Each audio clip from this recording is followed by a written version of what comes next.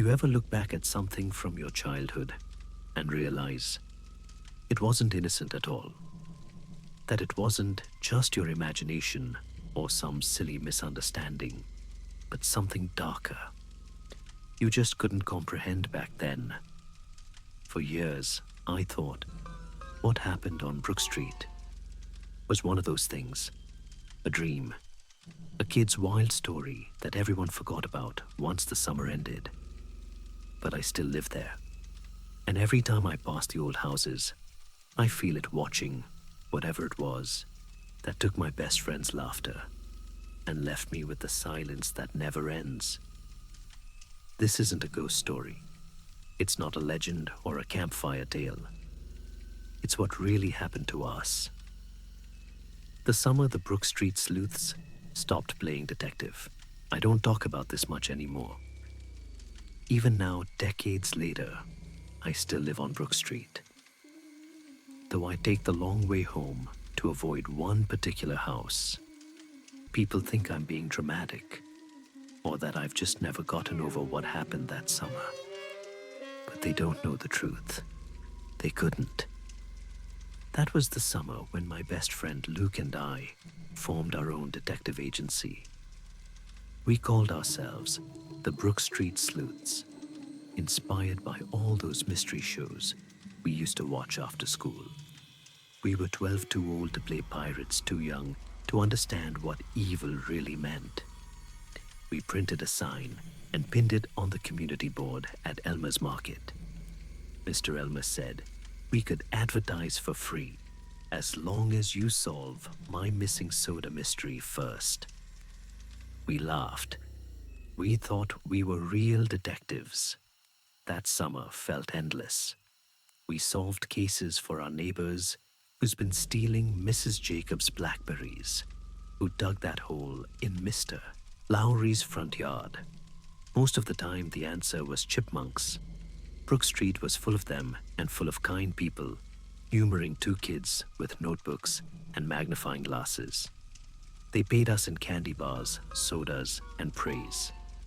We thought we were heroes. But our final case, it wasn't a game. It was the last time either of us ever played detective. It started with a missing dog. Frank Page was my next-door neighbor, an old widower with a small Yorkshire Terrier named Milo. Milo was a handful. Frank used to joke that the dog was his punishment for something he'd done in a past life. But he loved him. Every evening we'd hear Frank calling Milo from his porch. The dog would always come back, wagging his tail, muddy but happy. Until one night, he didn't. Frank looked worried. My dad helped drive around the neighborhood, but there was no sign of Milo. The next morning, I helped Frank make missing posters. He dictated, I wrote, missing dog. Milo, small Yorkie, brown and tan, last seen near Maple Road. We printed copies at Elmer's. Mr. Elmer refused to charge us again. Poor little guy, he said. Hope you find him. Frank patted my shoulder. You're a good kid, Ricky. You and your friend, you're the real detectives, huh? I smiled.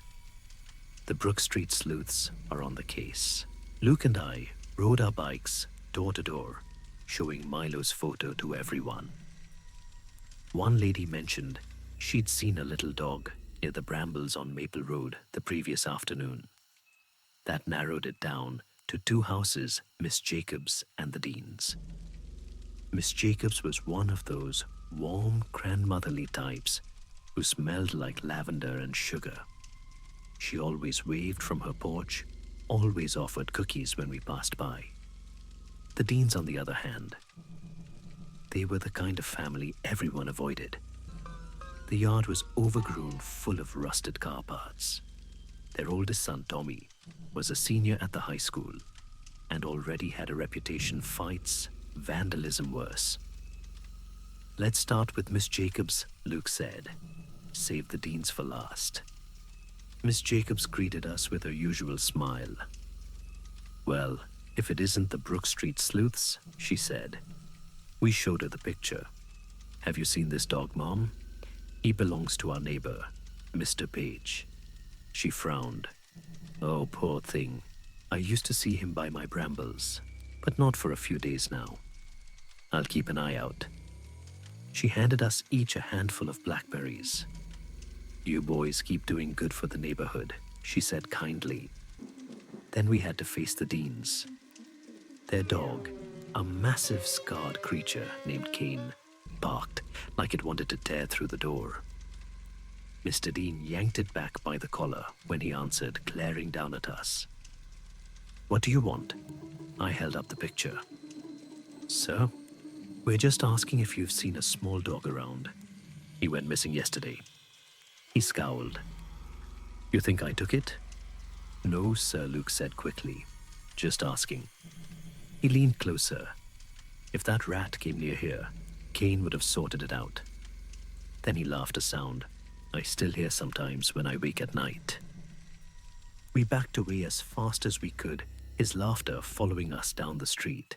Later that day, Tommy Dean roared past us in his beat-up car, giving us the finger. Luke muttered, "He's definitely hiding something." Maybe he was, but we couldn't prove it. We spent hours searching, no luck. Then I suggested the woods behind Brook Street. We weren't supposed to go there. Our parents had always warned us off. But if Milo had run after something, that's where he'd go. We pushed our bikes through the undergrowth, calling his name. After an hour, we still hadn't found him. Luke wandered off to take a leak, and I did the same in the opposite direction. That's when I heard him scream my name. I ran through the trees until I found him standing in a clearing, pale, shaking. "What is it?" He didn't answer, just pointed. It looked like the aftermath of a ritual. Strange symbols carved into the tree trunks. A circle of stones marked with red stains that could only be blood. In the center on a flat rock, someone had drawn 3 overlapping triangles, all pointing the same way. And right in the middle of that was an animal paw, a small one, a dog's. Milo's fur was brown and tan, the same color as that paw. I wanted to throw up. "Let's get out of here," Luke whispered. As I turned to grab my bike, something caught my eye, a small satchel lying near a fallen log. I used a stick to lift the flap. Inside a pack of cigarettes and a biology textbook, written on the inside cover in pencil, "Tommy Dean." My blood went cold. We rode straight to the sheriff's office, yelling over each other about what we'd found.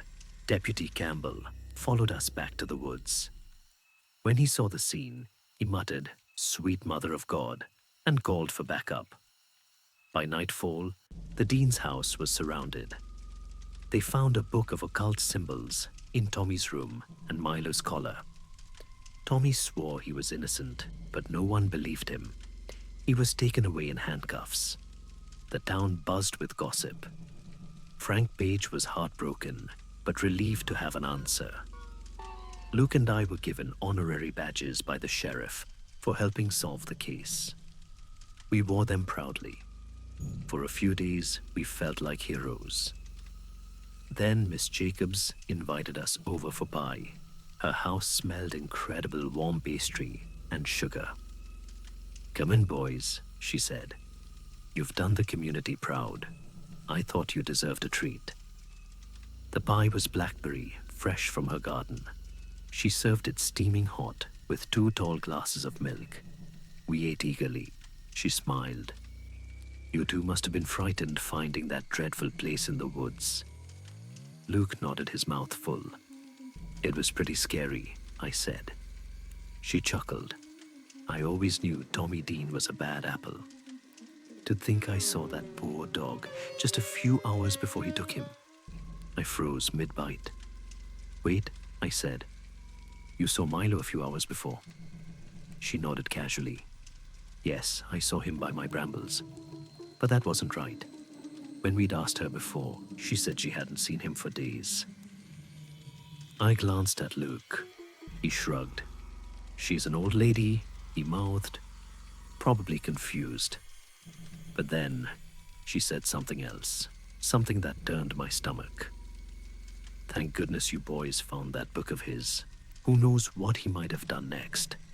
The book, the sheriff hadn't released any details about the evidence. How could she know about that? I looked down at my plate. The blackberry filling looked darker now, almost purple-black with something coarse mixed in. Luke coughed, pulling a hair from his mouth. "You," he said. Miss Jacobs smiled sweetly. "Clue number 1, she said. That's when everything inside me screamed to run. But I couldn't move." "Something wrong, Ricky?" she asked softly. "Go on, have another bite." Her voice had changed. It was lower, raspier. The air in the room felt heavy, thick, like breathing through syrup. I pushed my chair back. "We need to go." "Nonsense," she said, standing. "We haven't finished yet." She lifted the pie dish from the table. Scratched into the wood beneath it was the same symbol we'd seen in the woods, 3 overlapping triangles. The lines glowed faintly, pulsing like embers. My fork hit something hard in the pie. I dug it out with shaking fingers. It was a tooth, a canine tooth. I screamed. Luke bolted for the door, but it slammed shut on its own. The light dimmed until only the symbol glowed red on the table. Miss Jacobs was no longer smiling. Her skin sagged like melting wax hair, rising as though in a storm. Her eyes sank into black hollows. When she spoke, her voice was a growl that wasn't human. "You've done well, sleuths," she hissed.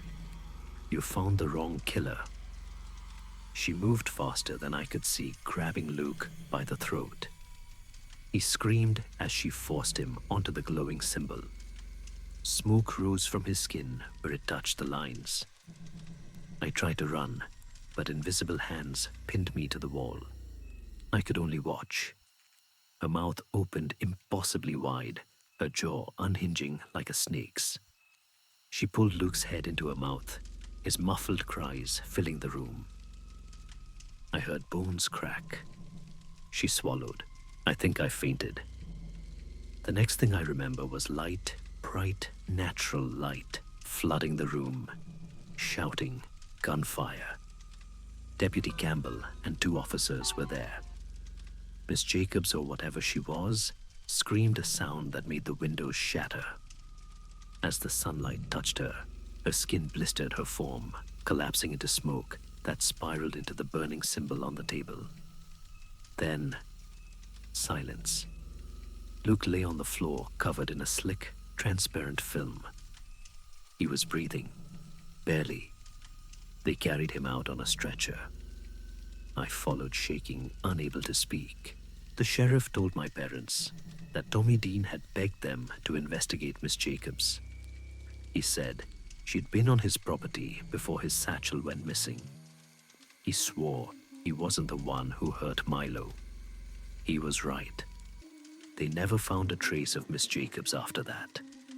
No records, no relatives, nothing. As though she'd never existed. Luke survived, but he moved away soon after. We don't talk about it. Not to each other, not to anyone. The Brook Street Sleuths were finished. I'm older now. Every summer the blackberries bloom along the edge of Brook Street, just like they did back then. Sometimes, when the wind blows right, I swear I can smell pie baking. And late at night, I hear 3 soft knocks at my door, slow, deliberate, polite. I never open it, because I know exactly who's on the other side. If you've listened this far, maybe you understand why I can't ever move away. Because sometimes, when the blackberry bushes bloom along the fence, I see small paw prints in the dirt, just like Milo's. And at night, when the streetlights flicker, I swear I can hear Luke's voice calling my name from somewhere behind the trees. I tell myself, it's the wind. I tell myself, that house was torn down years ago. But deep down, I know she's still out there. And when I smell that faint, sweet scent of pie drifting through my window, I don't sleep. Some mysteries were never meant to be solved.